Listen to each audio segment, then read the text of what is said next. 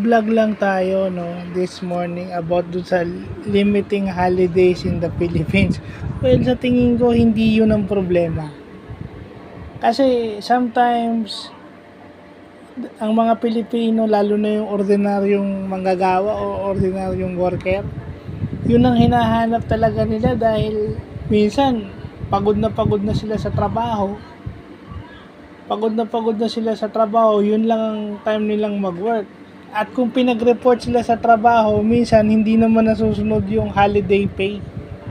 Yung nakalagay sa labor code, hindi nakalagay. Na pag pinag-report mo sila, may ganito, may ganon. Well, may mga kumpanya pa rin hindi sumusunod dyan.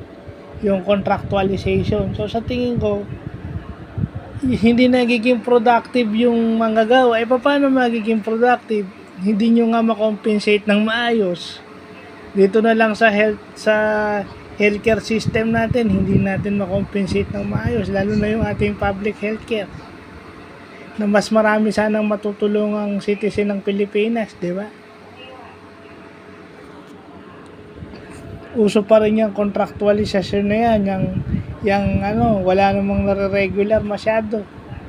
So paano yun?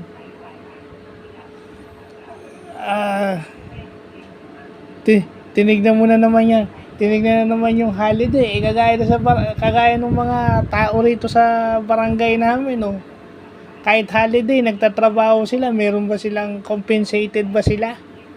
They are considered public workers. Compensated ba sila para dun sa tinrabaho nila imbis na makasama nila yung pamilya nila? Hindi.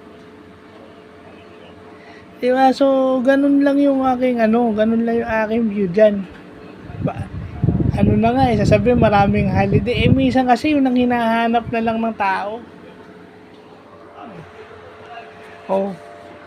Minsan pag nasa BPO ka, required kang mag-report.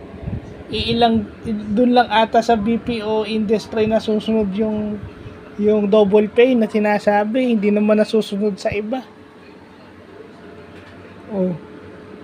Sa hirap ng buhay ngayon, gugustuhin mo na lang magtrabaho para karagdagang pera, di ba?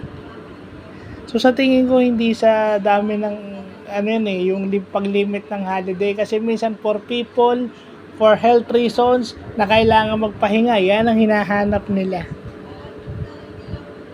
Kasi kung hindi, mamamatay silang kakatrabaho. So yun lang po.